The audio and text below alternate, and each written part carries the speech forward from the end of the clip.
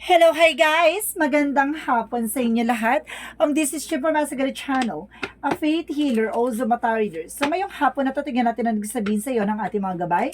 This is Archangel messages, Archangel Raphael messages for the sign of Virgo. So Virgo, welcome sa my channel. Ano kayang messages, advices, and spirit guides ang ating masasaga for today's video? Kanino naman kayang energy or kaganapan sa buhay ng mga Virgo signs ang ating mahagilap. So guys, this reading is a journey, di lamang hindi lahat makaka-resonate. Kunin lamang po makaka-relate sa inyo and comment down below kung kaninong energy ang ating nasagap. And of course, maraming salamat sa walang sawa pagsuporta sa aking channel. Lalo na hindi na nag-i-skip ng ads, naway pagpalain kayo ng may kapal, no? Siksik diglig nag-uumapaw ang manumbalik sa inyo. Maraming salamat po. So guys, umpisahan na natin, no? So what is Archangel Raphael messages for the sign of Virgo? Angel Spirit, bigyan mo ko ng isang pasagbog at bulabog, no? Na mensahe para sa ating mga kapatid ng Virgo signs. Archangel Raphael, give mo information. Divine intervention. So may paalala sa iyo dito ang ating Archangel Raphael, ha? It's all about your health, no? Pagdating sa health niya, mukhang binibigyan kayo ng importansya, no? Na kailangan nyo mag-pay attention to your health. And kasi intervention is paalala, no? Kumbaga, sinasabi dito ni Archangel Raphael, thank you for being with name of a person in needs and for helping with helping for these situations. I have faith in divine intervention and fully accept your guidance now. So, ibig sabihin na to na inihiling mo, no? Inihingi mo yung gabay ni Archangel Raphael for healing session or healing tendencies, no? And of course, sinasabi dito, there's a call upon Archangel Raphael for help, no? Kailangan ng tulong ni Archangel Raphael, no? Kailangan mo ng tulong ni Archangel Raphael dito na siguro sinasabi niya na kailangan mo siyang idasalin or kailangan mong hilingin sa kanya ang kagalingan, di ba? Because change our positions, no? Kumbaga may pagbabago pagdating sa iyong mga nararamdaman, no? Kumbaga sinasabi sa dito na may mga karamdaman ka o may mga nararamdaman kang pang medical, may mga nararamdaman kang pang spiritual. So, ibig sabihin, maging balanse ka, no? At maghanap ka ng best healer, no? Ibig sabihin, palitan mo daw yung pinupuntahan mong manggagamot o pinupuntahan mong doktor, no? Kailangan mo na second option, na change physician. So, kailangan mo talaga ng ibang option. So, guys, let's see what is additional messages. Paano natin siya i-elaborate, no? Paano natin siya hihimay-himayin, no? Angel Spirit, guys, please give information. There's an Eight of Swords, no? Kumbaga, there's a lot of blockages. There's a lot of negativity. Sinasabi sa'yo dito, para ka nakakulong sa isang eksena. Hindi ka makakilos, hindi ka makagalaw. And of course, there's a Page of Wands. There's a good news coming in for you. May magandang balita naman daw, no? Kumbaga, natuklasan mo at nalaman mo na, no? And of course, there's a King of Swords, there's an information, maging wais at maging matalino, no? Sa pag-iisip ng mga bagay-bagay. And of course, there's a Four of Cups, re-evaluate or analyze. Bago mo tanggapin yung isang offer, kailangan mo munang i-analyze or visualize, no? Kung ito ay makakabuti or makakasama sa'yo. So, let's see what is additional messages. And of course, there's a Seven of Swords. There's a sneakiness, no? May taong, kumbaga, mayroong sumusubaybay o gumagawa ng hindi maganda sa'yo. Kumbaga, mayroong traidurang nagaganap dito, no? There's a cheating lying on you. Or there's a sneakiness. At the same time, there's a Queen of Wands, no? There's a stability and control. Sinasabi sa'yo dito, kailangan mo rin kontrolin at magkaroon ka ng stability on your own. Kailangan malakas sa paninindigan mo dito, ganon. So, let's see what is additional messages. And of course, there is a Four of Wands. And of course, the Ace of Cups. Sinasabi dito, there is an opportunity pagdating sa love life. Kumbaga, hindi ka makaalis sa sitwasyon dahil there's a lot of blockages. Pero may parating daw na bagong love life and of course, wedding. A celebration for romance, no? May bagong kilig, may bagong harot. Charis. And of course, there's a Three of Cups. There's a celebrations, no? Kumbaga may balita ka makukuha dito ng celebration. So, what is the King of Swords? There's a twin flame energy din dito, ha? And because there's a Two of Swords, there's a decision. Kailangan mo na magdesisyon, no? Maging wais sa pagpili ng decision sa buhay mo. And because there's a Wheel of Fortune, no? May magandang nakatadhana para sa'yo dito. The wheel is a bless. And because a destined to happen, no? Kailangan mo i-evaluate or analyze yung bagay-bagay bago ka mag-take ng action. May pagpiraso. Wala. Okay. So, what is additional messages for the Seven of Swords? There is a there's a Knight of Pentacles. There's a secure about sa finances, no? Kailangan maging secure ka. Kumbaga kasi dito mayroong kumbaga may kumukuha na information sa'yo o may maaaring baka lokohin ka pagdating sa pera o baka there's an investment scam, no? Mag-ingat. At the same time, mag-ingat ka sa mga taong nangungutang sa'yo, baka hindi ka bayaran. So, what is the Queen of Wands? Queen of Wands represent the Ten of Wands, no? There's a lot of burden, no? Kumbaga, parang hirap na hirap ka na dito. Kumbaga, sinasabi dito na magkakaroon ka ng stability and control, no? At matatapos na tong burden or paghihirap mo. And of course, what is the Eight of Swords? The Ace of Cups and of course, the Four of Wands. There's a Eight of Pentacles. There's a trabaho, negosyo, hanap buhay mo. Ibig sabihin, there's a toxicities around you. No, maging aware ka, ti. Kasi ito yan, nasa paligid mo lang. Or some of you, ha, meron taong may gusto sa'yo, kasama mo sa trabaho, or kasama mo dyan sa negosyo mo or something, no? Kapag ito ay may lihim na pagtingin sa'yo, because there's a hangman. So, ibig sabihin dito, baguhin mo yung perspective or yung mindset mo, no? Para makamit mo tong celebration. And of course, the Page of Wands is a good news. And of course, a fresh start is coming. So, what is the King of Swords and the Two of Wands? There's an Ace of Swords. There's a breakthrough. May tagumpay dito. No, magkakaroon ka ng tagumpay dito. No? What is the Four of Cups? And of course, the Wheel of Fortune. And of course, there's a word card. Wow! A travel for a lifetime. Kumbaga may travel ka dito, T. A Wheel of Fortune is a destiny. Ibig sabihin dito, itong offer na to is either a foreigner. Maaari nga, meron kang makapangasawa na taga-ibang lugar o taga-ibang bansa. Or suddenly, baka makaalis ka or makapunta ka na ibang bansa. So, what is the Seven of Swords and the Knight of Pentacles? There's a Justice card. Oh, see? Itong nanloko ng buyo sa'yo or something na, kumbaga, pinaikot-ikot ka, pinerahan ka or something na, kumbaga, nagbigay sa'yo ng problema, no? Kumbaga sinasabi sa'yo ditong, itong tao na to na nangutang sa'yo, kumbaga itong nang-scam sa'yo, sinasabi sa'yo dito, there's a justice, may karma, no? So, what is the Queen of Wands? And of course, the Ten of Wands. Ano kasi sinasabi dito with the strength card, there's a strongest energy na alisin mo yung takot at pangamba mo. There's a confidence. Ha? Kailangan na magkaroon ka ng confidence sa sarili mo na ang ganda-ganda mo or kagwapuhan ka, diba? Or parang feeling mo, kailangan maging fresh ka. Ganun. Sinasabi dito na that kailangan na malakas ang loob mo at makapal yung mukha mo. Ganun. Kailangan ganun ang sena mo dito. Kailangan may confident ka. Hugutin mo na kung saan mo hugutin tong ka-confident mo or kakapalan ng pes mo. Basta, 'di ba? Laban ka dito, laban na laban.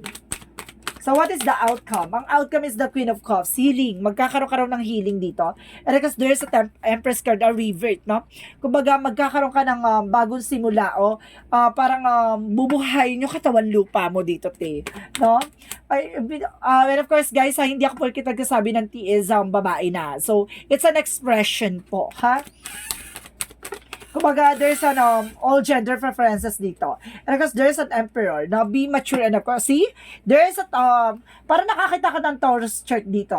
So, ibig sabihin parehas kayo ng earth sign, no? Capricorn, Taurus, Virgo. So, ibig sabihin parehas kayo ng earth sign. And of course, there's an emperor in the empress card. So, ibig sabihin dito, parehas kayo, no? There's a divine intervention or there's a soul contract.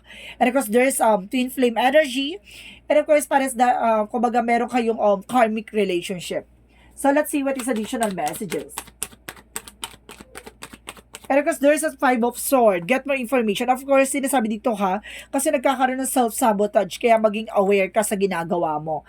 Baka nagbibigay ka ng information, tapos yun pala, kakapahamak mo, kaya mag-ingat po ha. So, let's see what is the Love Oracle card. Love oracle card is an engagement ring, no? There is a wedding talaga, and of course, there is an completion, a union, and partnership, eternity. And of course, there is an addiction. Some of you, meron dito, there's an has a block, no? Kumbaga, nagbablock ng eksena mo para hindi mo, kasi nakikita mo yung puso, parang, nakakadena doon. Kumbaga, binablock niya yung sa, para hindi mo matagpuan tong person na to. Parang ganon. And of course, sinasabi dito para maging patay na patay ka doon or something, no? Or something na maging patay na patay ka sa kanya or something na may ganon or patay na patay yung person mo sa kanya. Parang ganon. May something na ganon. And because there is a not today, set a boundaries. Kailangan mo mag-set ng boundaries na hindi lahat ng tawag, no? Sinasagot mo. So, what is the additional yin and yang oracle card? What is the yin and yang oracle card?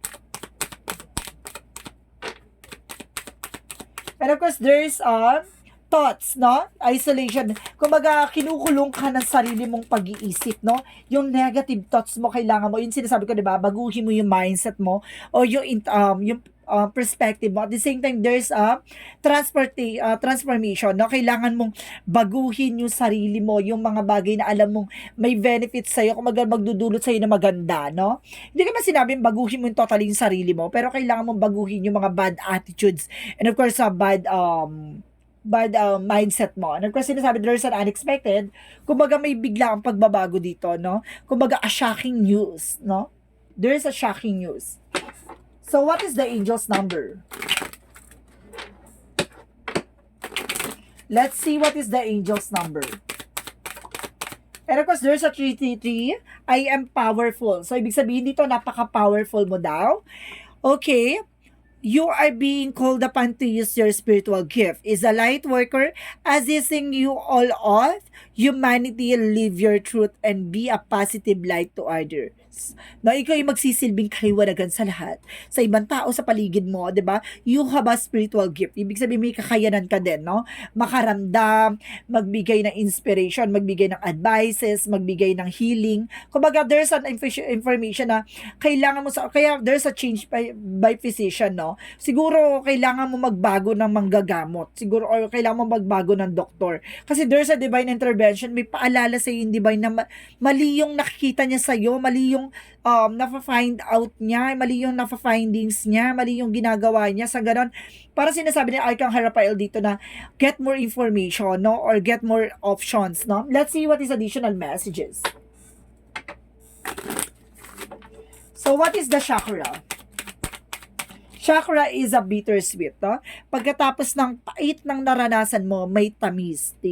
And of course, there is a perseverance, pagtsatsaga, no? Kailangan mo pagtsagaan yung bagay-bagay. Kung gusto mo makuha yan, kung gusto mo mabalik yan, kumbaga sinasabi sa'yo dito na pagtsagaan mo. There's a joy, no? Sa likod nito may kaligayahan, may kasiyahan. 'Di ba? 'Di ba? Hindi lang isang linggo inaabot ng joy. Char! Eme! 'Di ba? So what is Arcangel Michael messages? And of course, sinasabi dito, use your imagination and you see the answer, no? Gamitan mo yung intuitions mo para makita mo yung kasagutan sa lahat ng katanungan mo. Additional messages and be gentle with yourself, no? Kumbaga, maging mahinahon ka sa sarili mo, no? Huwag mo masyadong pinupuwersa yung sarili mo. Baka na masyado mo nang pinipressure or masyado mo nang binabarubal yung sarili mo, no? And kung sinasabi dito, without this situation is already resolved, maaaring na solusyonan na or masusolusyonan na yung problema mo as soon as possible. So, let's see what is the energy. Let's see what is the energy.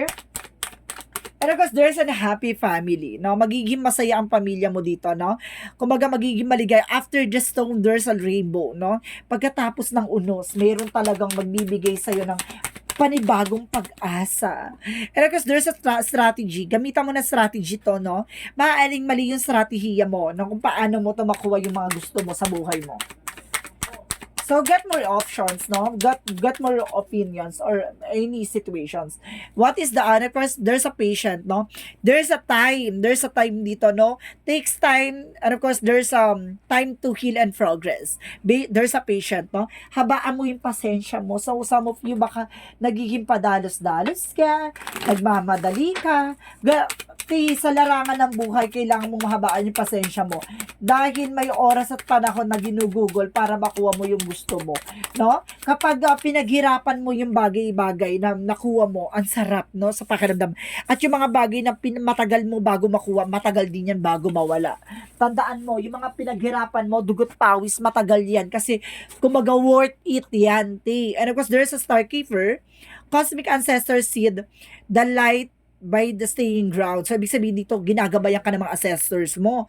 Yung mga mahal mo sa buhay, mga yumaoti, ginagabayan ka. And of course, there's a child of the cosmos. The intelligence of the universe lies with you. Ibig sabihin dito, yung katalinuhan ng universe, o yung binibigyan ka ng information ng universe para malaman mo ang kasagutan sa lahat ng katanungan mo, lahat ng mga specific or factor na yan, kumbaga ibibigay niya, ipagkakaloob niya yung mga bagay na hindi mo pa nalalaman. Diba? So, let's see what is additional messages. So, akala mo, nakita mo na lahat. So, akala mo, alam mo na lahat. Di, nagkakamali ka. Diba? Kumbaga, mayroong eksenang gagawin sa'yo ang universe. Parang, there's an unexpected moment. And of course, there's a writing, no? Ikaw yung magbibigay or ikaw yung magdidikta, no? Ng sarili mong pahina. And of course, sinasabi, there's a creative expression. Kumbaga, you're also a creator. So, ikaw yung magsisilbi, magbubuo o ikaw yung magsisira ng buhay mo. So, ibig sabihin, sa'yo nakasalalay. Kung hindi ka magtitake ng action, walang magbabago. So, let's see what is the Romance Angels. What is the Romance Angels? Angel Spirit Guides. And of course, guys, there's forgiving and learning. Kailangan mong patawarin at kailangan mong matutunan. No? Let's see. As you release and heal the past, you experience more love in your present moment. So, ibig sabihin kung ano yung nasa sitwasyon, yun ang mahalin mo. No? Bigyan mo ng pagmamahal, bigyan mo ng importansya yung mga bagay na nasa paligid mo. No? May mga bagay talaga na kailangan mong pakawalan yung sakit at kirot. No? May mga taong nagmamahal sa atin na nandiyan sa tabi natin, di ba? Yun ang pahalagahan natin. Minsan kasi, yung mga bagay na hinahanap natin, yung mga bagay na hindi pwede. Ano ko sinasabi dito, there is a gratitude, no? Kung baga sinasabi dito, maging thankful ka sa buhay mo. Kung ano man yung opportunity na binibigay sa'yo at pinagkakaloob sa'yo, magpasalamat ka. At the same time, there's an empathy, di ba? There's a situation, no? Both side, kaya kinitignan mo dapat another both, no? In other sides pala, sorry. Kung baga, there is physical and mental and spiritual. So, ibig sabihin, lahat ng aspeto, lahat ng factor or lahat ng eksena dapat tinitingnan mo. Kasi mamaya, hindi ka pala for medical. Mamaya, hindi ka pala for spiritual. 'Di ba? For emotional ka. Parang ganon. Kumbaga, lahat ng eksena dapat or lahat ng aspect tinitingnan mo. 'Di ba? So, let's see. What is additional messages? And because the energy is gaining momentum. So, ibig sabihin, itong nangyayari sa'yo ay hindi mo makakalimutan, no? And of course, sinasabi rin sa'yo dito, there is that nothing will come in this situation. Walang mangyayari sa sitwasyon kung hindi ka magtitake ng action. At the same time, a time to give rather than take, no? Mas maganda yung nagbibigay ka ng panahon at oras kaysa ikaw yung humihingi ng oras at panahon. So, let's see what is additional messages. And of course, guys, there's nourish and health. So, ibig sabihin talaga, there's an health issues. Kumbaga, and of course, there's a cleansing. Oh, there's a full of negativity, kaya kailangan mo mag-cleansing din, ha? And of course, there's winning moon for introspection by self-inventory. No, kailangan mong magkaroon ng pagpapahalaga sa sarili mo, no? Alamin mo yung mga bagay na kailangan mo, no? So, let's see what is the messages of life. What is the messages of life? There's a hope. Okay, guys, let's see what is the meaning of this. As I enter the great school of life, I hold tight on my faith in God. God guides me in every situation I encounter, regardless of what I comfort. I trust in the truth. Nature today, I welcome life. I know that light will always return and there will always be infinite possible for me. So, ibig sabihin dito, kumbaga pagdating sa'yo, walang imposible, no? Yung pag-asa na hinihingi mo, makahawakan mo, makakamit mo yan. Kumbaga, mayroong kang miracles dito. There is an information na bibigay sa'yo ni God na magkakaroon ka ng kumbaga himala at magkakaroon ka ng kapayapaan at magkakaroon ka ng kagalingan at tuklasin mo lang daw about sa spirituality mo. Wala daw imposible pagdating sa'yo, no? Kailangan mo lang daw lumapit at humiling sa ating mga gabay at sa ating poong may kapal na, kumbaga sa ating Panginoon na hinihiling mo ang kagalingan sa lahat ng aspeto ng buhay mo. So guys, this reading is as Arcangel Raphael messages for the sign of Virgo. This reading is a reading lamang, hindi lahat makaka-resonate. Kunin lamang pa makaka-relate sa inyo and comment down below kung kaninong energy ang ating nasagap. Maraming salamat guys para sa walang sawang pagsuporta sa aking channel, lalo na hindi nag-i-skip ng ads, no? Pagpalain kayo ng may kapal, no? Manumbalik sa inyo na siksik-liglig na guumapaw na biyaya. Maraming salamat po. And of course, don't forget to comment down below your full name, birthday, and of course, location nyo kung saan man kayo sulok ng mundo. Baka susunod na reading natin. Baka energy mo na ang mahagilap at masagap ng ating mga gabay. And of course, don't forget, this is a reading lamang, hindi lahat makaka-resonate. Kunin lamang pa makaka-relate sa inyo and comment down below kung kaninong energy ang ating nasagap. Maraming salamat guys and see you in the next video. Bye-bye and babush!